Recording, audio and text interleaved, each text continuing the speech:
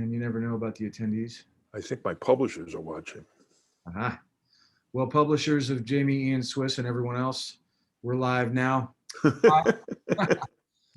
My name is David Preston. I'm the founder of Open Source Learning and the author of Academy of One.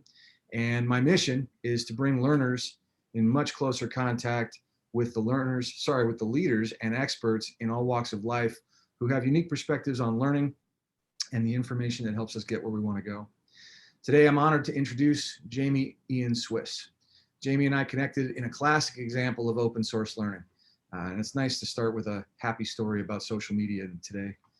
By the way, yes, Josh, hi. If anybody is willing, please let us know in the chat who you are and where you're here from today. Happy to have you along. I met Jamy on Twitter, actually, through the author Neil Gaiman, who was talking about Jamy's new book, The Conjurer's Conundrum, which we'll be talking about a little bit later. And one of the things that jumped out at me, when I was in kindergarten, I made my first best friend in life because one of us walked up and said, "Hi, you want to be friends?" And I had much the same sense in the email exchanges that Jamy and I developed over time, because when you look at, there's a lot of ways to introduce Jamy. He's a writer, an accomplished writer who's written books and contributed to many. He's a public intellectual who is a skeptic and scientific advocate and activist. And by the way, he's an internationally acclaimed magician. One of the things that jumped out at me was that was not the first thing I learned about Jamy. I knew Jamy through his ideas. And what drew me and surprised me was that on the internet, we become known in different ways. And I could introduce Jamy as a collaborator of Penn and Teller, or as a guest on the Late Late Show, or as the creator and producer of the longest running off-Broadway magic show in New York City, et cetera, et cetera. But Jamy belongs to a very special tradition of learning. Magicians are a diverse group. I'm sure Jamy's going to enlighten us on that diversity, but there is a core group of, Jamy, how would you put it? Legacy bearers, tradition honorers? Yeah, there's a very strong oral tradition in magic, as there are in all the arts, as there are in the craft trades as well. I'm always quick to point out, that's how people become master electricians and carpenters and plumbers, is through that tradition of mentorship. It's formalized in those craft fields. That said, and everything. Part of the issue here is that magicians wear our secrecy on our sleeves, or up it, as the case may be, and so the oral tradition perhaps has a slightly more important role for us, because the real work, an expression that magicians use, is often not what you find in print, despite the fact that we have this exorbitant written tradition, written literature in magic. It's been speculated there are more books published in magic every year than all the other arts combined. I don't know if that's actually true, but it's possible. So the tradition of mentorship and the oral tradition of magic has always been an important part. Again, that said, in fairness, when musicians get together, two guitarists get together, they're talking about licks, what was that lick? How'd you play that? I remember as a kid, listening to All Along the Watchtower by Jimi Hendrix. I'm trying to figure out that lick in the middle of the solo, and I just couldn't quite get it. And that's one of the things that musicians talk about when they're together. So it's not unprecedented, but yes, it is an important part of the magic world and something I strongly believe in. I've had great mentors. I've written about my mentors a lot in my work, in my essays, in my pieces about history.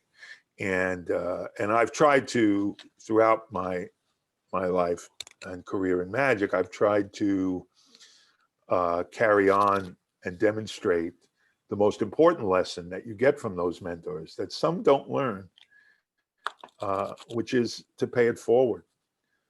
When a mentor spends time with you, my last great mentor, the great Johnny Thompson, one of the greatest living all-around magician of our era, who just passed away a couple of years ago, and I wrote his massive collected works volumes, double volumes, weigh 9 pounds in a slipcase. He was always quick. If you asked him a question, he was always quick to pass along his own wisdom and expertise, and that he had learned from his own mentors and predecessors. A wonderful young magician in New York City named Alex Boyce, who told me a story. He called Johnny Thompson up once because he wanted to do a particular kind of magic that Johnny was famous for, magic sleight of hand with birds. And John said, come out to Vegas, catch a flight, come out to Vegas, and we'll work on it.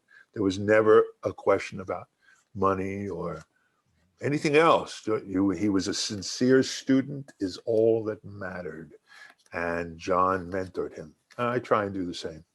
So when you think about tannins, for example, and in your book you write that everybody becomes a magician between the age of 7 and 10. And used to be in my generation and before, not as true anymore because of the internet. Okay.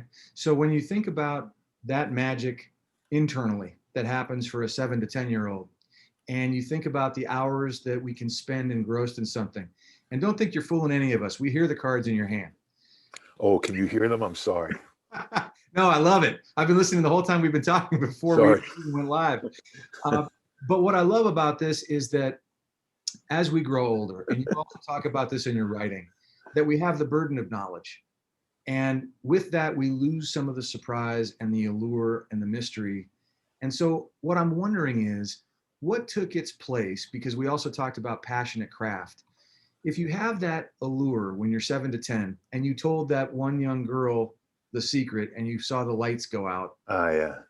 What takes its place that keeps you going and keeps you motivated throughout these decades? That's a really important, huge question for magicians.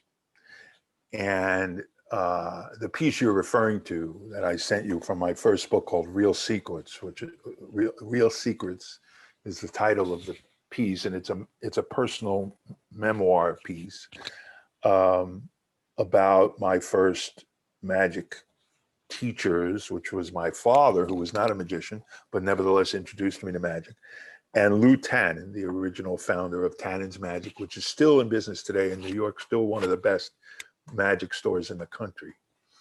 And that story starts with that and then goes to this encounter you referenced with my first sort of childhood crush, adolescent crush. And I did my favorite trick for her, which was my first trick that I'd learned when I was 7 and I was still doing when I was 13, a mind reading trick. And then she asked me the secret, and I was in no man's land. And then eventually I make the mistake of giving her what to me was the greatest gift I could offer someone. Even my mother didn't know how my tricks worked. And I made the mistake of giving it to her. And I learned very harshly what my friend and colleague Michael Weber, a wonderful sleight of hand magician and creator of my generation, likes to say, which is, we don't keep secrets from you, we keep secrets for you. Mm. Because as Teller always says, secrets in magic are not a moral issue. Some magicians, we're raised with a dogma that treats secrecy as a moral issue. And I remember Teller saying to me years ago, no one ever died over the secret of a magic trick. It's not a moral issue, it's a theatrical issue. So when you first get involved in magic, you learn the secret, and the secrets by themselves, what the public thinks of the secrets, are really just the base mechanical principle, whatever that happens to be, whether it's sleight of hand or a special prop or something. And they're usually pretty ugly. They're nasty. They're not beautiful. They're not beautiful at all. Michael Weber consulted with his business partner, the late Ricky Jay, on a lot of films, including The Prestige. Mm. And The Prestige is one of the few movies made about magic that I think is any good. And the beautiful thing about it is that the ideas of the prestige are real, but the physical, detailed, explicit expressions of those ideas are actually not real. The magic is made more complicated, more beautiful, more fascinating than the real secrets of magic are. And they're made that way in the film to fulfill people's expectations, because nobody wants to think they got fooled by some dumb principle, dumb, ugly principle. They want to think that they got fooled by something incredibly exotic, and that's what's on the screen in Prestige. But the ideas behind the Prestige are still accurate. The most accurate line ever spoken about magic in the history of cinema, I think, is when the one dying magician looks the other in the eye and says, "You never understood. It was about the look in their eyes." And that's the answer to your question, is that it's when you give up the experience of mystery for yourself, because that's what happens when you get involved in magic, is you fall in love with that experience. And I have touchstones in my personal history that I still go back to, that I reference back when I was about 11 at the same World's Fair that I write a different story about in my new book, Conjurer's Conundrum. There was another exhibit, the White Owl exhibit. Any magician of my generation, especially in the Northeast, will tell you about this. There was this little exhibit from White Owl that was designed by the wonderful magician, the first television magician, Mark Wilson. And I saw a live magic show in there that Wilson had created. Others were performing. And I saw for the first time in person the illusion known as the asra, which is when a woman is covered with a sheet, she floats high in the air, and then the magician causes her to disappear, whips the sheet away, and she's gone. And it was the first time I ever saw it in person. And I have a physical sensation of, as she rose, when at that moment my head started to have to do this, I got this sensation in my chest, this tightening in my chest, this seizing in my lungs, that I've never forgotten. It's a sense memory that I use when I think about what I'm trying to recreate for the audience. So the great irony, the tragic irony, if you, in a way, of magicians, is that we fall in love with an experience. We try to master recreating that experience for others. The better we get at doing that, the less capable we are of repeating the experience firsthand for ourselves. And so the next best thing we can do is to relive that experience through the eyes and the emotions and the reactions of the audience. And that's what happens. In answer to your question, when you first learn the secrets, you're disappointed. Can't not be. But my dad had this ingenious idea. Even though he wasn't a magician, he would learn the trick and perform it for me once and fool me with it before he taught it to me. And then when I was studying and practicing and having trouble with the confidence that I could fool somebody with this, because that's what happens at first, he would say, "Oh, but remember how the magic felt? Remember?" Yeah. And that would sustain me going forward. But yes, you have to make that transition, and you actually have to make an even greater version of that transition later, if you're really going to become a magician, which is, everybody gets involved in magic, whether you're 7 or 70 at first, probably to compensate for some social maladjustment. And of course, if you're a young boy, well, that's easy. All young boys are socially maladjusted and insecure and whatever, right? And I was a painfully introverted kid. I had all the qualifications to achieve expertise in magic. I was a fat, four-eyed kid with a speech impediment.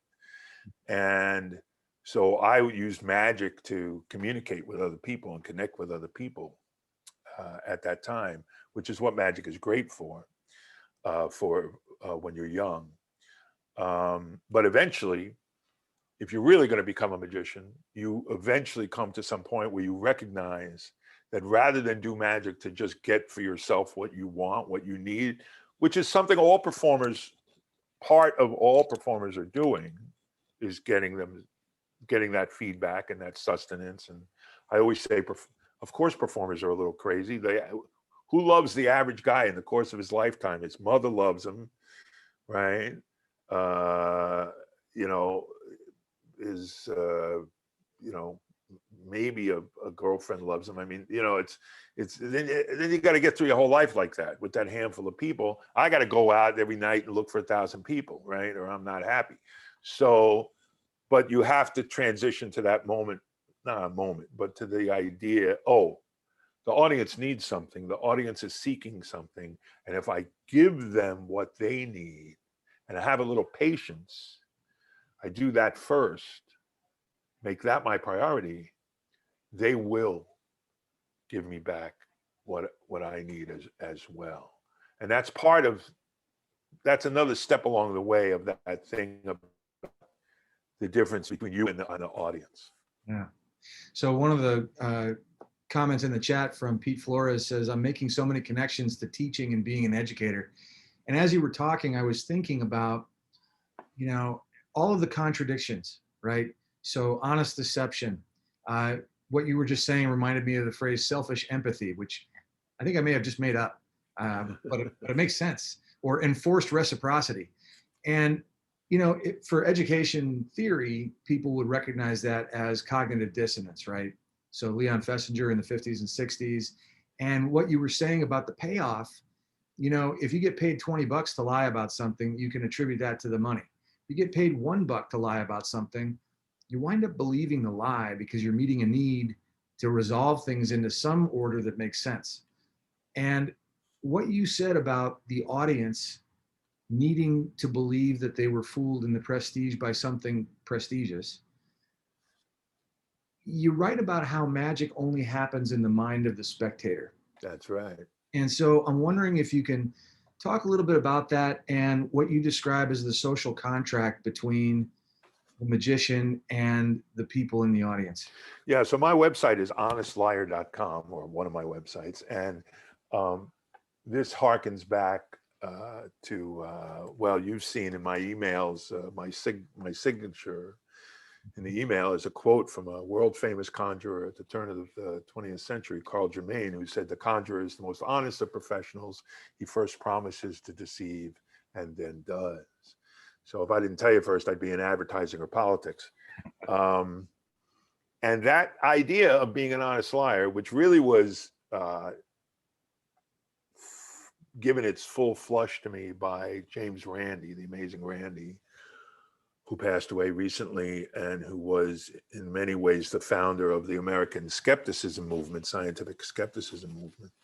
That idea of being an honest liar is an important idea in both small and large ways for magicians. It's a lot of what my new book is about. In small ways, there is, as you said, the social contract between the magician and the audience. When I walk on stage and I use any of those words, magic, illusion, any of those words, what I'm saying is, hey, I'm going to fool you. We all know that. But it's okay. I'm going to bring you back in the end. I'm going to try and give you an experience.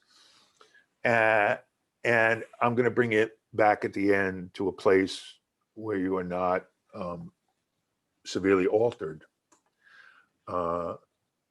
And so that's an expectation.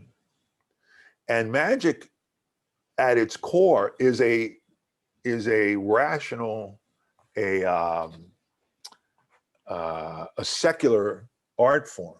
Mm-hmm. Conjuring, which is an even better word, more common among the Brits, but magic has so many meanings in English, in American English. But conjuring is really a secular art form. It cannot exist until the audience recognizes the difference between fantasy and reality. That's why I have no interest in doing magic. It's impossible really to do magic for preschoolers, if they don't know the difference between what's real, what's possible, what's not possible. It's preschoolers and new agers, it's the same thing. So it's inherently a secular art form.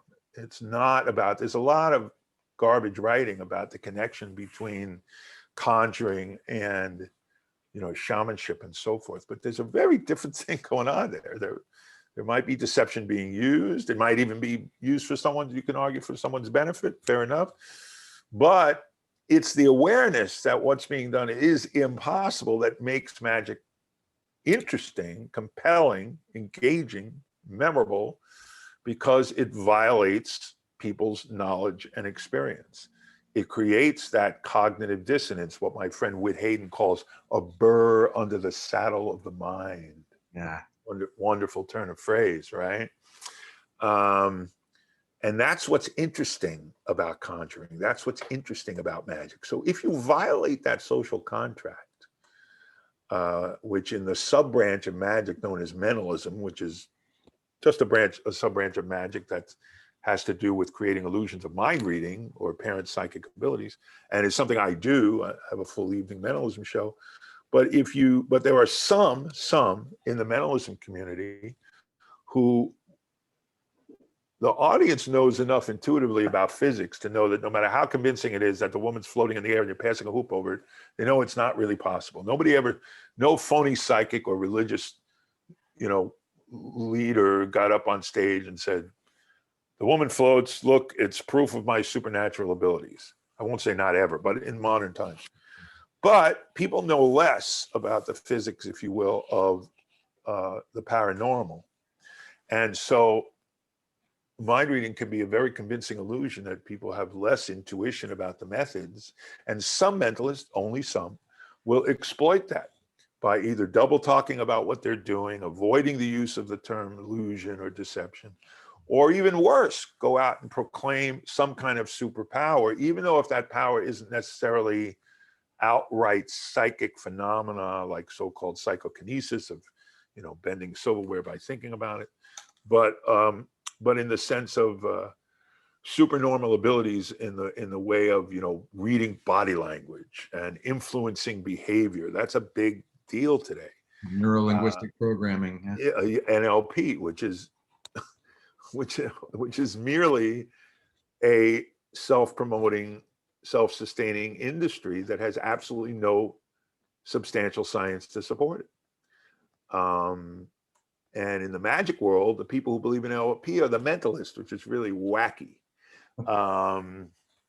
So anyway, that's fun, that spongy middle ground. So let's put it this way: we all like to, not all, but a lot of us like to get on roller coasters, right? Because we like that near-death experience. But we know that we're going to have the excitement of the near-death experience, but we're going to be returned whence we began in a not severely altered state. Mm-hmm. Well, that's the magician. That's what the magician does. That's what a conjurer does. That mentalist who's living in that spongy middle ground, if they are, they kind of ride you up to the high point in the roller coaster and then stop the car and leave you there and hope you find your way back home on your own. And you might find your way back home where you began and no harm, no foul, or you might get hurt. You might end up believing in something wrong that leads you to some future cost. Well, so let me break in and ask you this, Jamy, because one of the things you say in your book is that we engage in these beliefs that often lead to disaster when they're not in the context of entertainment. Right. And you mentioned the roller coaster, and my son Jace is with us online today, and I was with him that first day at Magic Mountain. I can promise you that he was touching the fire. Oh, it was like, I want to, oh my, no, I can't. Yeah, but, and that thrill when it's out of context, I got to deal with the elephant in the room these days. How do you look at the anti-vaccination, the QAnon, the magical belief system, right, that seem to be doing so much damage? So just to finish the analogy, my point being that it's the phony psychic, the con artist, who takes you up to the top of the roller coaster and then just pushes you off, right? And has no concern about the consequences. Has no concern for the notion that actions have consequences, and that there are moral considerations to human behavior, to the choices we make, to the things we say, the things we do. So what you're talking about is really what the purpose of the scientific skepticism movement is about. The modern skepticism has been around a long time. It didn't get invented when PsyCop was created, and the Committee for the Scientific Investigation of Claims of the Paranormal that Randy was involved with. But in its modern iteration, the scientific skepticism movement is basically a pro-science movement. I like to think of us as consumer advocates for the scientific worldview. Mhm. We promote the scientific worldview as a way of making better decisions, better choices, which lead to better outcomes, and which are the only paths that will lead us to solutions to human problems. They will not, hopes and prayers will not lead to solutions. Mhm. Good intentions will not lead to solutions, to problems that are real. And the point is I believe that bad thinking leads to bad decisions and choices, which leads to bad outcomes. And the anti-vax movement is the absolute crystallization of that. We virtually defeated mumps and measles. It was on the way to extinction, to eradication, an incredibly radical, progressive victory, like polio. There was a time when people, not so long ago, when people were afraid of polio. Every kid that was born, every parent was afraid of polio. That time went away. People don't remember that time. We were at the threshold of that for mumps and measles until the anti-vax movement. The anti-vax movement, bad thinking leads to bad choices, leads to bad outcomes. The bad outcomes were my kids, the world became more dangerous for my kids in school because of the anti-vax movement. People got complacent about the safety of that vaccines had given us all, but more importantly, they were not rational actors. They were not critical thinkers about what the science was. And people start making critical decisions about their feelings, how they feel. And unfortunately, even as bad as that was, and as bad as some of us foresaw that to be, unfortunately, it laid the groundwork for something much worse, which was the anti-vax movement as it now applies to COVID. And the very simple fact, the unarguable fact, that this country has passed the possibility, the threshold of herd immunity. We're not going to achieve it in this country because we can't get 80% of the population vaccinated, not because we haven't got the vaccinations, not because we haven't got the infrastructure, which we've had since January, but because of vaccine resistance. And that makes the world more dangerous for everyone. Bad thinking leads to bad choices, leads to bad outcomes. And so the scientific skepticism movement is not about teaching people what to think, because science is not about teaching people what to think. The conclusions of science are always subject to ongoing revision. That's not a bug, that's a feature. The bug is religious wisdom written 2,000 years ago by some superstitious old guys sitting around a campfire telling stories, and then somehow pretending that has relevance for and guidance for people 2,000 years later. An absolutely ridiculous idea and a dangerous one. And so science is always changing its conclusions, but the process remains the same. And that's what skeptics are promoting: critical thinking, rational inquiry, and how to think, not what to think. And I am proud to say that magicians have crossed paths with those issues of critical thinking and rational inquiry and promoting that for at least 400 years in the literature. That's one of the early chapters of my book. It's about the discovery of witchcraft, the first book written in English that had descriptions of magic tricks, published in England in 1584, which was not a book about magic. It was actually a book debunking the witch burnings of James Ian England, written shortly before James took the throne. But James was ticked off enough to write about the book 13 years later.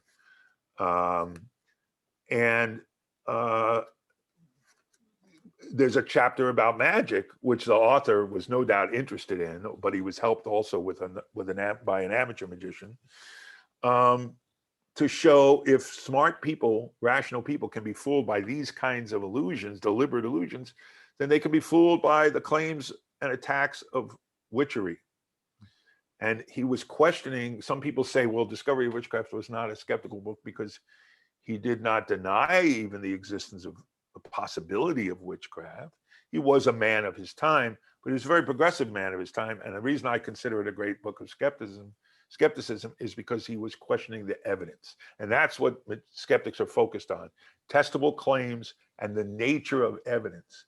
Skeptics often think that people who believe in paranormal claims, people who believe in astrology, for example, lack evidence for those beliefs. It's not true. They have plenty of evidence, but what they think is evidence. But the problem is it's lousy evidence. It's crappy evidence. It has to do with what qualifies as evidence. And unfortunately, we're living in a world where somebody yammering on YouTube is considered better evidence than the results of scientific studies. We were able to get these vaccines out so quickly because of the history of RNA research that's been going on for decades. It's a, if you want to use the word miracle, Yeah, right. you know, in secular quotation marks, it's phenomenal. But instead, you know, we have people listening to people yammering on YouTube. So this morning I was talking with learners in my school about a book called Art Science by David Edwards. And it's an example of what I like to affectionately, I ripped off the singularity. I like to call this the interdisciplinarity. Because school is the only place where this hour you got to think about things in terms of numbers, then the bell rings, then you got to stop that, and you got to think about the world in terms of something different. When the reality is, as I listen to you speak, I'm reminded it's all connected. Yeah. And so one of the things that we were talking about in our thread was how school tends to limit thinking. And it's, you know, your daily dose of irony that the institution responsible for helping us form how we think shoves a textbook at you or a standardized curriculum and says, this is it, and you have no right to say no to it. You have a very unique way of looking at education through the lens of what an artist does to become proficient at the craft. And I think it actually applies beyond art, but I think so too, but a little bit to those steps and tell us how that worked for you. Yeah, so I think I'll stipulate, I'm absolutely not opposed to formal education. I'm hoping my two boys, who are older boys, who are graduating from high school in a couple of weeks, are going to go on to college. But that's not how I did it. As it turns out, I'm not a zealot for how I did it. How I did it was a reflection of who I am as a person. And I didn't know I was going to be an artist. The arts were my third career. I wish I'd figured it out earlier, but I didn't.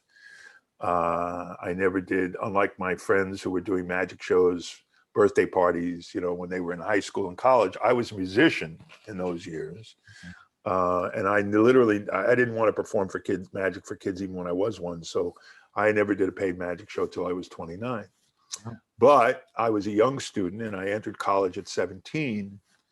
And I like to say I majored in student deferment.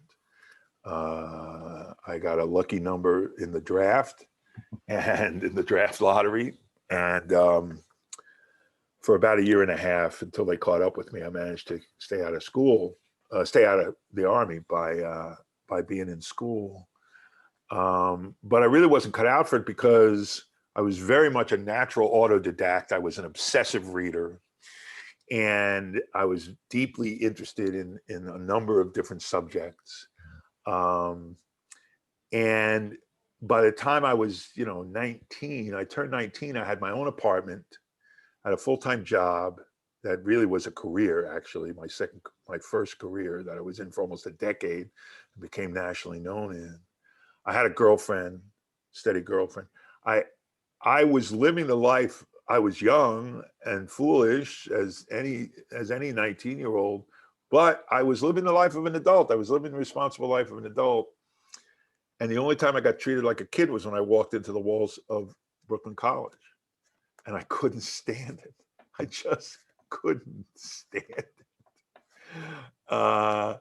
And I was in my high school career, which was schizophrenic and all over the place. I was in honors English classes, but I was, barely passed bam.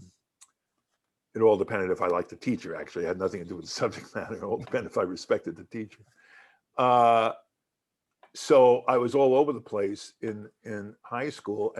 But because of that, because of my English involvements and writing, I had like a short fiction teacher, instructor my first year of college.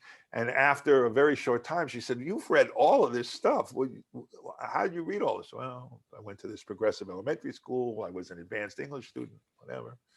"Well, you don't have to come to class. I'll send you a postcard when there's tests." She thought she was doing me a favor, but the problem was that because my parents were pushing me into pre-med or something, I was not able to take the more advanced electives in English. That's what I should have been taking. I might have figured out I should have been a writer if I'd been allowed to take those classes then, but I wasn't allowed. Mm-hmm. And so, that just helped distance me more from the process. And then it's funny, you say about things being interconnected, and this doesn't speak to your question yet, but it speaks to a comment you made about things being interconnected. Well, I had maybe 2 classes in that year and a half that meant anything to me, that I've retained any recollection of. One was a fabulous classic civilization class, but the other was a generic social science class, like a 101 kind of generic social science class, taught by a young, I later found out he was a Marxist who taught economics. He was also one of the finest acoustic ragtime guitarists in America. I didn't find that out to the last day of class. Boy, was I pissed. He was a fascinating guy. Dave Laban was his name. But this social science class, one day he handed out a handwritten piece of paper, mimeograph, purple ink, and it had this hand-drawn chart, and it had economic systems and government systems, monarchy here, hunter-gatherer, agriculture here, right? Mm-hmm. And I looked at that relationship, slavery, all of this, right? The plantation system. And I looked at the interrelationship to that. And, some wag once said, as I'm sure you're aware, that history is taught as one damn thing after another. Well, all my life, I've been taught history as one damn thing after another. And now this guy handed me one piece of paper where I looked at it and I got mad because I said, "What? Why didn't anybody ever show me this before?" Yeah. Right? Yeah. So to answer your thing you're looking for me to talk about is, I have come to the conclusion that especially in the arts, and yes, you can conjecture that, as you mentioned, this may apply to some other fields, doesn't apply to the hard sciences or engineering or architecture, but maybe architecture, but as an artist, to me, if you're going to be an artist, you need to do 3 things. You need to consume art, you need to produce art, and you need qualified critique. Very important. Qualified critique. Now, for many people, the way to do that is to go to school. That's fine, because you're given if you're going to be a writer, you're given a required reading list. If you're going to be a painter, you're sent to the museums. You're given assignments to write, subjects to write about. So you consume art, you produce art, and then in theory, we hope you get qualified critique from your instructor. But of course, we know that's often not the case, because your instructor could be a jerk. Your instructor could be someone whose taste is up his ass, you should pardon the expression, because the worst thing that formal education does at its worst is it teaches us conventionality. It makes us conventional. And every system, every piece of infrastructure is a reflection, whether it wants to be or not, of a system. And the system doesn't want you to stand out, right? In Japan, they say the nail that stands up will be hammered down. But it's not in the system's interest to make you an artist that's always pointing out that Empress, has no clothes, to mix a metaphor. And so it invariably, very often, sometimes consciously and deliberately, but sometimes unintentionally, teaches conventionality. And conventionality really is not the way to be good at anything, is it? And creativity is just another word for talent, another word for potential, and everybody's born with it.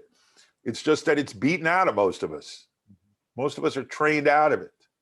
And even I was raised in a very liberal, progressive household with a mother who was an amateur painter, a father who was an amateur poet, amateur on both sides there. Even though I was encouraged in the arts, and the arts was a hobby. It was not something you did for a living. You're going to go to college, you're going to be a doctor or whatever. And I had that bias so ingrained in me, I didn't know I had it. It was no different than selection bias or cognitive dissonance. I didn't know I had that bias. I didn't recognize I had that bias till I was in my 30s. It had taken me so long to figure out I was supposed to be a professional creative after being successful in business and other fields. So whether you do it through school or whether you do it on your own, this is a function of personality. Mm-hmm. And as a natural autodidact, not unlike my friend Penn Jillette, for example, at Penn and Teller, same thing. I was inclined to do a better job of consuming art, creating art, and finding qualified critique. I did that on my own. Yeah. And you know, as you talk, I'm finding myself coming back to the question of what type of person becomes a magician's magician. And then I think about the research on leadership. You know, leadership used to be about, what are the qualities of a good leader? Well, a good leader's tall, like Lyndon Johnson. But then wait a second, what about Napoleon? Or a good leader's noisy, like Patton. But wait a bit, what about walk softly and carry a big stick? Well, the height thing seems to be true of American presidents, though, as I'm sure you know. Yeah, well, that's questionable about leadership. But anyway, right. Oh, I'm not saying it's a correlation with the office, not necessarily of the quality of leadership. Right. But then the leadership research shifted. And it shifted in a direction that made it more accessible for everyone. Because instead of looking at innate qualities, the question became, what do good leaders do? And as I listen to you think out loud about teaching and learning, it seems like what you're describing is broader than magic. And when you talk about leaders and educators and thinkers being kind of governed by convention, I think about, you know, in my book, I wrote about, if you think about the best educators of all time, like your Hall of Fame, Confucius, Socrates, Lao Tzu, Jesus, right? Whatever they had that made them different and unique, they had one thing in common, and that was really lousy career endings. You know, and as I hear you talk and I think about what's coming through, it really is about basics like love of craft and of people and of connection. It's about social justice. You want to tell a story about what happened in your brief stint of student deferment at Brooklyn? What are you referring to? I believe you took it over, didn't you? Oh, yeah, my colorful past. So I've been an activist of one form or another my entire life. Probably since I was about 10, I attended this very progressive off-the-wall elementary school called the Woodward School. And when I went trick-or-treating, I had a little UNICEF label on my container or whatever, and I'd be with 8 friends, 8 10-year-old friends trick-or-treating around Sheepshead Bay, and they'd open the door and everybody would go trick-or-treat, and my voice would continue for UNICEF. And so, oh my God, how I didn't get beat up more. So then, in high school, which was the 60s, I got involved in almost simultaneously, both radical politics and straight politics. Radical politics, we closed, the high school student union closed my school twice. The first time was to free all political prisoners. Then we realized we probably couldn't influence that. So the second time was open the bathrooms on the 4th floor and let us out of the building for lunch. And, we won those. So that was, high school politics. At the same time, I worked on a legitimate senatorial campaign in New York, and got a little taste of that. My father was a real political junkie, raised me as a political junkie. I was reading 2 newspapers a day by the time I was 11, and learned how to fold the New York Times on a crowded New York subway. Talk about lost skills. And then I got into college, I was 17, and while in my brief period was 1970 and the murders at Kent State. And when more than 200 colleges closed, I think close to 300 closed nationwide in the ensuing week. And because of my background in high school politics and connections there, I was part of the group that took over Brooklyn College campus. I was part of the small group that politely removed the president from his office. And we held the campus for a week with no damage done. We showed, because the film happened to be there, we showed Dr. Strangelove 24/7 in the theater for a week. And then around that same time, while I was in college, came the first Earth Day, 1970, and I got involved in as an environmental activist because I was fascinated by wildlife in general, and it was one of my deep subjects. I thought if I was going to stay in the sciences, if I was going to stay in college, that's what I would do, would be wildlife. And I ended up becoming a wolf handler for a grassroots wildlife wolf conservation group. Wow. And that was at that same time. So I became a wildlife activist. And long story short, eventually, when I couldn't break in on the professional side there, after dropping out of college, I eventually left the pet and aquarium industry, which I was involved with because of my expertise in things like coral reef fish and breeding snakes and whatever. And so then, as I became a professional magician, the closest activism that related directly to my work, where I could use one to serve the other, was skepticism, which I'd always been supportive of and interested in. But then I became one of the people, along with some friends, we started a skeptic group, the National Capital Area Skeptics in Washington, D.C., where I was living in 1985. Actually, the group we started in 1987, that's still in business. Would be the first of several local groups and national groups I would be involved in over the next years. And that's the subject of my new book, which is half about the history of the interconnection between magic and skepticism, critical thinking, rational inquiry, and half about my personal history in that field, things I've been involved with, criminal investigations, challenging psychics, testing psychics, all this kind of thing. Yeah. And when I think about the connection between the political and social justice side of life, and it's like Robert Kennedy's quote, I don't look at the way things are and ask why. I look at the way things could be and ask why not. Why not? Yeah. And so one of the things that comes up for me around that is the attention to design throughout your life, it sounds like. And I learned a lot from Don Norman, and he was also a relentless critiquer of ideas, and that was why I sought him out. We were talking about the editing process before we went live. Right. You got a choice. You can be honest or you can be helpful. Oh, wait. That's right. Liked or you can be honest and helpful. That's right. Yes. Liked or you can be honest and helpful. Yeah. And I know that you've done work with Edward Tufte, who the New York Times described as the Leonardo da Vinci of data. That's right. Can you talk a little bit about your contribution to the Vinci? Yeah, it's a really interesting thing. The same people who helped me, together, we created the National Capital Area Skeptics. My friend Chip Denman at the time was a statistician at the University of Maryland, also an amateur magician. So his intellectual credentials were solid.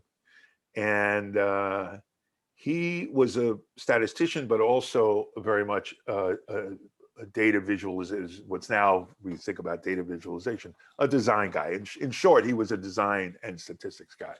And he discovered Tufte's first landmark book, which I forget, somewhere in the 80s, I forget what year it is, but it's The Visual Display of Quantitative Information, which is a revolutionary book about information design. And he turned me on to that book. And when I read it, it was one of those books that was life changing for me, because it literally shifted how I saw the world, because it changed what I saw as information design. I saw so much more of the world as a product of information design that I didn't think about that way previously. And that's because these books, among their many strengths, are, I think that Edward's greatest strength actually is how eclectic he is and how he draws from so many eclectic sources. So one page, I think in the first book, first or second book, he talks about the design of the warning on cigarette packs and how the font was chosen so you can't read it. So a lot of what Edward was writing, the subtext, talk about social justice, the subtext of what Edward's always present in E.T.'s writings are that bad information design leads to bad choices, leads to bad outcomes. And indeed, in the second or third book, he has a wonderful piece, it's a tragic piece, about the Challenger disaster and how the Challenger disaster, this is pretty widely recognized today, but he tells the story in a very compelling way. The Challenger disaster was the result of bad information design. He plots in various forms. He shows the graph that the launch engineers looked at the night before of whether they were going to launch the next day. It had to do with temperatures and the fragility of the O-rings at low temperatures. But the original graph was drawn with these cutesy little rockets. And they decided to launch, and they shouldn't have launched. And he goes in the chapter through several different redrawings of that data plot. And when he does the last drawing of the data plot, which is in essence the simplest, you could say, a high school student would look at that and go, "Oh, you can't launch," because the outliers, the 2 or 3 outliers, are so obvious that the O-rings fail below a certain temperature. Nothing else matters. And his point being, bad information design leads to bad decisions, leads to bad outcomes, right? So anyway, I became familiar with Edward's work. I loved this book. I read the second book. And then this same friend of mine, the statistician, arranged he actually brought Edward to speak at U of M, mainly so he could meet him and have lunch with him, and as we do. And so he did. And he came back to me and he said, "By the way, Tufte mentioned that for his next book, one of the ideas he's thinking about," he didn't say anything more specific, "he's thinking about magic." And I thought to myself, "Oh, that's an interesting idea. I ought to write him something about that." It actually took me 6 months. And one night I had literally nothing to do. And I sat down and I wrote off the top of my head about an 8-page letter about the history of information design, graphic design in the literature, the instructional literature of conjuring, which goes back 4 centuries, and a little bibliography. And I left him a little bait at the end about a couple of interesting drawings that exist in the conjuring literature. I didn't tell him where there are drawings of a 6-finger hand. And there are 2 such drawings. One's accidental, one's intentional. The intentional one's an homage to the first one. This is so inside baseball. It's like, it's beyond granular. But I thought, oh, that's might catch his attention. I read enough of his books to understand kind of what his mind is. And I thought to myself, maybe I'll get a footnote in a Tufte book. That'd be cool, right? I get a footnote. So I get a phone call, and I remember to tell you when it was, because I was living in DC at that time to be a performer at this magic club. And when I would come to New York, I would crash on Penn and Teller's couch in their office in Times Square, in the Radio City office buildings. And that's what I was doing. It was like over Thanksgiving, and I was crashing on their couch, Penn and Teller's couch, and I called my answering machine to pick up my messages. Ancient technology. Right. Kind of like similar to what the Phoenicians used. And I get this message. This is Edward Tufte. This is like one of the greatest letters I've ever had in my life. Please call me. Here's my number. I went, great, footnote. Next day, I call him up. I go, hi, this is Jamy Swiss. He says, oh, yeah, you and I should write something together. Just like that. Wow. And I went, okay, like, you want to do an article or a monograph? What do you have in mind? He goes, chapter in my next book. And it was one of those moments where I kind of, you want to say, I do card tricks for a living, right? And that's what happened. To make a long story short, I ended up being the only co-author in any of the four books. Or now 5 books, actually. He wrote a new book after a long absence, not long ago. It's sitting in the pile on my nightstand. I've read a couple of chapters. And I ended up co-writing a chapter with him called Explaining Magic. And the problem of explaining in centuries of literature something that cannot be seen in flatland, in 2 dimensions, because it requires movement, time, to actually see the illusion. So you're explaining the illusion, we're using all these tricks of explanation that actually exist for centuries in the literature, but you can't see the thing you're trying to explain, and that's an interesting challenge. And we compare that, for example, with, we found an illustration in an instructional book on open heart surgery. Right. And, most of us as lay people, we don't think about some guy learning from a book. How do you stick your fingers in the guy's heart? Right. Yeah. And it uses this illustration uses some of the same techniques that are in these old magic books of multiple layers with dotted lines and multiple positions and all this kind of thing. So anyway, it was a fascinating thing. And yes, bottom line, as you say, it made me very interested in information design. I actually worked on an information design team for Evernote at one time as a consultant. All those guys thought the CEO was nuts to bring me in until I got up and started talking. And yeah, information design, it was one of the things I speak about. I speak to corporate groups about subjects that interest me, and I use magic to illustrate what I'm talking about, but they're content-based. So I talk about information design. I talk about subjects related to that, like interface, UX and right. and user interface, UI and UX, user interface, user experience. And I may have pointed you to some of those talks. I forget. Yeah, there was a wonderful one on empathy that I watched. Oh yeah, the talk on empathy, which is based on an essay I originally wrote for magicians, and that empathy is called Empathy, a Job Skill, that the job of a magician, related to what I was talking about earlier, is to recreate the mind of this audience to try and imagine how to create this sensation of an illusion that you can't really experience yourself. So you cannot design this unless you can put yourself in the mind and experience of another. And Penn Jillette and I were talking about this decades ago, because he came up as a juggler. And as a juggler, you don't care about the audience or anything. You're just trying to learn the trick. Can I do 5? Whereas a magician, when I was 8 years old, I had practice mirrors. They're sitting here on my practice desk here. Practice mirrors, which represent the eyes and consciousness of another person. You're thinking about that at 8, 9, 10. That's empathy. That's literally what empathy is. And so I adapted that essay for magicians to a talk for creatives in general, and UX people and UI people, because if you have any kind of audience, including a user, which is also an audience, you need to be able to create that. And this is a problem that happens in UI all the time, because if you give the engineers too much control of what goes on the screen, they're fascinated with their features, but everything on that screen, the pair of scissors in Adobe, in Photoshop, is a metaphor, right? It's just a metaphor. It's just, some zeros and ones, and it's just a metaphor in pixels.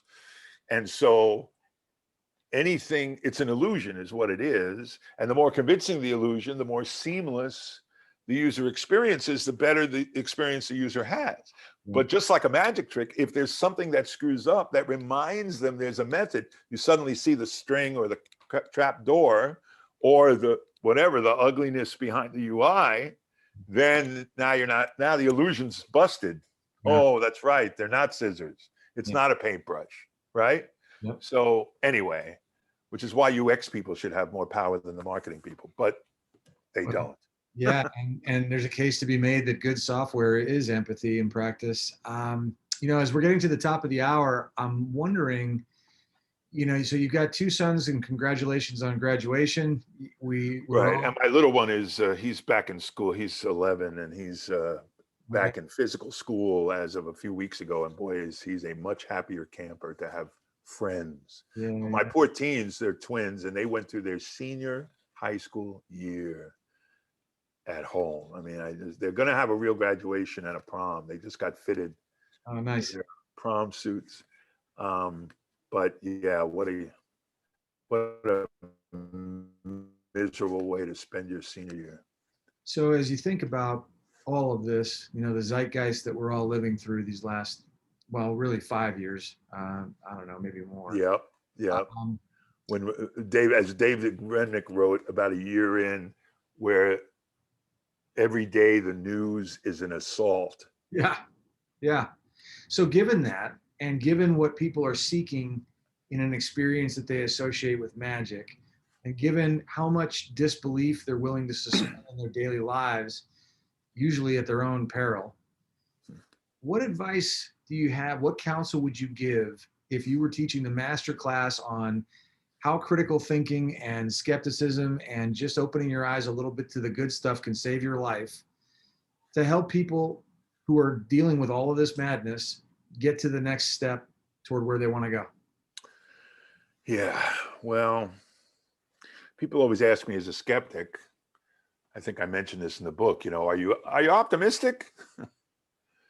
I usually say, hell no. Skepticism is just a dirty job that somebody has to do. It's whack-a-mole. We didn't evolve as good critical thinkers. It's not a natural way for humans to think. The scientific method, giving up your judgment to some abstract others at a distance in a lab, writing papers you'll never read or would have trouble understanding if you try. Giving up your judgment about what works in the world and what doesn't to that abstract idea is completely contrary to how our intuition works, which is to say, hey, I know what I see. Right. Right. But of course, the most important lesson that magic teaches you is don't believe what you see. Don't believe everything you see. Right. This is why my friend Danny Hillis, famous software creator, among other things, he hired a magic tutor for his 3 kids when they were in their teens, not because he wanted them to grow up to be magicians, but he thought there's no better way to learn that lesson, that what you see is not to be believed, that to learn about. I'm working with, well, I guess I'm not supposed to. I'm working on a project right now that's a kind of a STEAM teaching thing. Oh, fun. And we're using magic as a model I'm to going to teach. bug you to learn more about that when we're off. To teach about. I have to find out what I can say. I don't think I'm supposed to say much. My publishers are online. It's why the latest thing is late again. But they pay anyway. It's a really interesting project that is integrating magic and science, and I get to write the curriculum. Love it. And to use magic as a model for critical thinking. And this is the thing, you mentioned cognitive dissonance, right? And we all, if you were in college in the 50s, you read When Prophecy Fails, right? The original book about cargo cults and cognitive dissonance, a book that couldn't be done today because it would be unethical, but thank goodness they did it at the time. But if you want to read a great modern book about cognitive dissonance, I highly recommend to you, if you haven't read this, David, it's called Mistakes Were Made, But Not by Me, written a few years ago by my friend Carol Tavris, who's a world-class social scientist, and actually my editor on Conjurer's Conundrum. Oh, wow. Yeah. And it's a fantastic book, a really quick read, but a very engaging read for anyone. I always recommend it to skeptics, but really to anyone, because it talks about the hardwiring of cognitive dissonance as part of all of these hardwired biases that we have, and as humans, and that you know, you can't go 3 pages in this book without recognizing either yourself or someone you know. So the problem with cognitive dissonance is it evolved to protect a conscious, self-aware species from the tragedy and horrors of its own mistakes in reasoning. That's really what cognitive dissonance is about. We're going to make mistakes. We're going to screw up, and it's very hardwired, and it's why, you know, people doubled down. They invested with Bernie Madoff, and when things, and then if they weren't making money, they invested more. When if people question, are you sure he's honest? I'm going to mortgage the house and put in more. People really did that. He's a horrifying criminal, horrifying predator, horrifying man. And so it's really hard to change people's minds when they're committed to a particular worldview. Skeptics like to think if you just present the evidence, look, there's no, all the evidence says astrology doesn't work. And then, oh, really? I didn't know that. I'll change my mind. That's not actually how it works. What works, what drives people's belief is values, their values and their worldview, and everything stems from there. And so it's really hard to talk a grown-up out of QAnon if that's what they're believing. And so the most important thing we can do to save the world is to teach critical thinking to children. And one of the great mistakes, and of course it's easy for me to speak from the outside, I realize that, but the biggest mistake we make in teaching science is that we teach, you know, the periodic table of the elements to people who are not going to be chemists before we teach what the scientific method is. What does the scientific method mean? What is evidence? What is good evidence? How does science actually work? Why science is not a body of revealed knowledge? Yeah. Why science constantly revising itself is a plus, not a minus. It's inherent to the system. It's what renders, it's proof of the value of the system that scientific claims are falsifiable, that the burden of proof is on the claimant. All of these basic principles of critical thinking are the first thing we should be teaching, and we should be teaching them young. Yeah. Young. Josh just asked a question because you're so right in what you're saying. And even to the extent that Josh asks critical thinking and rational inquiry. Well, I think they're more or less synonyms. Wouldn't you say that, David? You know, they are about how to evaluate evidence, how to evaluate claims. You know, I exhausted myself over the last 4 years of people would post things on Facebook, and I wouldn't argue the story. I'd say, look at the source. Look at your source. Punch your source into a bias meter, right? There's some really good ones out there.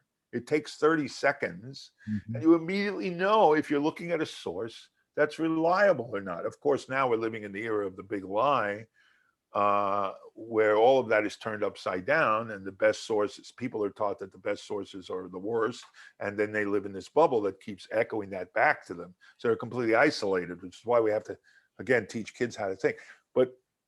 But these basic tools that I've been talking to my kids about since they were little, you know, which is, first check this. Don't tell me the story you heard on YouTube. Tell me the source of the story. Right. Did you check the source of the story? Is there a bias to that source? Do they have, what's the who financed the study? Right? Those are critical thinking tools. Those are, well, let's put it, if you really want to get granular about it, I suppose, the things you're actively doing, like looking at sources, that's a kind of rational inquiry, and critical thinking relates to these fundamental rules of logic, like Occam's razor, like the burden of proof is on the claimant, applying those basic rules to how you evaluate evidence and claims and how you learn about the world. We hope that we are all lifetime students. We know, unfortunately, it's not always true, but this is one of the greatest things that education can induce, which is to make people lifetime students and not just read what you need for the class. Could we read for pleasure, please? Hello? Could we read for pleasure? And you know, I knew I finally found the right partner because my partner Ann, who is a data analyst, books arrive here like every day. You know, the Amazon ferry arrives like here almost every other day, and it's not really just Amazon. It's more actually. It's all these strange sources. I buy magic things, used magic books, rare magic books, or whatever. You know, and every time she'll bring in the mail and she'll go, "Oh, is it a book? It found a good home." Ah. Finally. You're talking about evaluating sources, and I think it was Ernest Hemingway who used to call that crap detection. And yeah. Well, Carl Sagan, in his maybe the greatest modern skeptical book ever written. I think the first book I give to people for skepticism is Carl's last book called Demon Haunted World, in which he really set out as his kind of mission statement worldview about skepticism, critical thinking, rational inquiry. That's what that book is about. And these fundamental principles that he believed in and that he believed is what would save the world. And he used to talk about his baloney detector, which was a polite way of saying bullshit detector, and how to immediately tell, you know, real science from bad science, from fake science. And eventually, if you study those subjects enough, you get a pretty good intuition, but you also learn you can't trust your own intuition, you know? And at the same time, I think it's also important to remind ourselves, because I saw the comment about the post-truth era, that does lend itself, it tips pretty quickly into cynicism. Because the fact of the matter is, yes, there are credible sources with factually verifiable, you know, listen, if you don't want to believe in gravity because it doesn't align with your political party, find a tall building, you get one shot at the title, we'll remember you. Promoting cynicism is the battle plan of the enemy. Well said. Because every time you hear someone say, "Oh, there's no difference anyway," whether there's no difference between the sources, and we know that's not true, or there's no difference between the candidates, and we know that's not true. Good people on both sides. Good people on both sides. You want to single out a phrase that summarizes evil, that you file under evil? Good people on both sides. So, and the tragedy is there are issues where that's true, but you need to differentiate.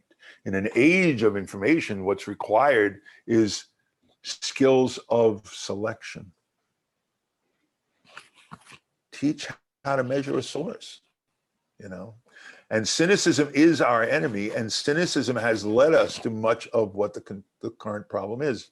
Josh just wrote the post-truth era. Post-truth era is about people being so cynical that they think there's no difference anywhere, that everyone is equally corrupt, you know? Curation and selection, maybe it's two words for the same thing, meaning the same thing. Yeah. But you're right. You're also right, Josh, about curation. And that's, I don't want to do a commercial for my publisher, but Vanishing Ink has actually done a lot to refuel an interest in books within the magic community, a field that because of the information age and information technology and the internet and so on, has been taken over by video and YouTube, and again, qualified critique. What's your sources? You want to be learn to be a magician. What sources are you going to choose? Are you going to choose an influencer on TikTok or Instagram? An influencer. What the are you? It's like I mean, how does anyone even stand up in adult company and actually want to use that term? To me, it's anytime I ever met a person who's introduced me as a futurist, I've had that happen on occasion. You know, it's all I can do to keep from laughing in their face, because the real futurists are people who actually just are doing work, and then whatever happens is going to happen. Much of which no one can predict, and smart people know that. So anyway, choose your sources. And the source, one of the sources, there is good video instruction in the magic world. And Vanishing Ink has actually been doing some interesting experimentation with that, with these live classes with some name magicians, not my name, but anyway. They've been doing some interesting work with that. But they've also kind of fueled a bit of a revival in magic books, quality magic books. And because they have a young demographic, they're really promoting magic books to a younger audience. And I think that's encouraging for the future of my particular art. Well, that's exciting, Jamie. And I'm going to include a link to Vanishing Ink in the notes and references to all the other. But people who want to buy my book can buy it from my site. I'll make sure to link if they want signed copies. Okay. If they want signed copies. Well, you know, I mentioned in the lead into this that Marshall McLuhan had that quote where he says, anyone who tries to make a distinction between education and entertainment doesn't know the first thing about either one. I'm going to tell you a quick story about that. That makes me think of, okay? So in high school, like I said, I was mostly a terrible student, except when I was a great student. And that mostly had to do with whether I respected the teacher or not, because I'd gone to this weird elementary school with 8 kids in a class. And mostly I had some great teachers, not always, but mostly. So in high school, other than my English classes, which were all great and really terrific and really some great, wonderful, inspiring teachers, the rest of it was all over. I was all over the map. It all depended. So sometimes I'd be in these classes with all those honor students, those honor society students who, you know, would come out of school with a 98 average. That was never going to be me. Yeah. And some of them, and sometimes I was just, you know, flunking algebra or whatever, physics or some crap. But the weirdest thing that happened to me in high school, and I don't know, you can draw whatever conclusion you're going to draw from this, but I was actually explaining this story to my 11-year-old the other night over dinner, because he's a math geek and a math whiz. And I had a great geometry teacher, an absolutely fabulous geometry teacher, the only great math teacher I ever had. And he was, to quote McLuhan, he was a great entertainer. And he would always tell a joke in every class. And the only time a whole year he was ever mad at me was one day he said, a guy walks into a restaurant, he orders a bowl of soup, and the waiter delivers the soup. And he says, waiter, what's this fly doing in my soup? And I was in the back of the room and I said, I believe it's the backstroke, sir. And it was the only time he ever got furious at me because I stepped on his punchline. He was right. He was right. I was wrong. He was right. But the rest of the time we got along great. And for the rest of my days until my dying day, I will always remember that a median is drawn to a midpoint in geometry. And the reason I know that a median is drawn to a midpoint is because he was a big guy, really big guy, and like a William Conrad kind of guy, if you remember that actor. Yeah, sure. And he would say, whenever he said a median is drawn to a midpoint, he would change up his tone and he would say, and a median is drawn to a midpoint. Well, of course, I got that question right on the final, right? So, and on the SAT. So, because it was so entertaining. Well, the problem was, and I leave this judgment to you on what I'm supposed to make of this, because the problem was, I was the one math class, I got like a 96 or a 98, some crazy score that I'd never, on the Regent score, I got all these great marks that I'd never gotten in my life on anything other than English. Never before, never after. The result was they put me in an honors algebra class the next year by one of these schmucks who only knew how to talk to all the honors students, right? Yep. I remember making a big deal at the first marking system. He stands up this kid and he goes, now, as I'm handing back the test today, Stanley here got a 100. But I'm not, although mathematically I should give him a 100 on his report card, as I explained the way the grades are computed, that would leave him nothing to look forward to. And so I'm going to make a mathematical exception and give him a 99. And I wanted to shoot both of them because I was struggling with algebra. And what did I get? I got bubkiss, we say, where I grew up, right? And that was the end of my honors career in math. So the worst thing that happened to me was that they put me in an honors class. I don't know what the conclusion to draw from that. You're the expert. Well, listen, school is built for industrial purposes and tends to teach people according to one or two key variables, and they never knew you. If they had, they would have been as rich as we got today from listening to a person with real experiences. And Jamy, I can't thank you enough for taking the time. Thank you very much, David. It's really a pleasure to meet you, and I'm sure the conversation, whether on Zoom or over dinner, will continue. I'm looking forward to it. I'll send you an email later. Take care, Jamy. Thanks so much. Thanks everyone for coming. Bye-bye. Bye.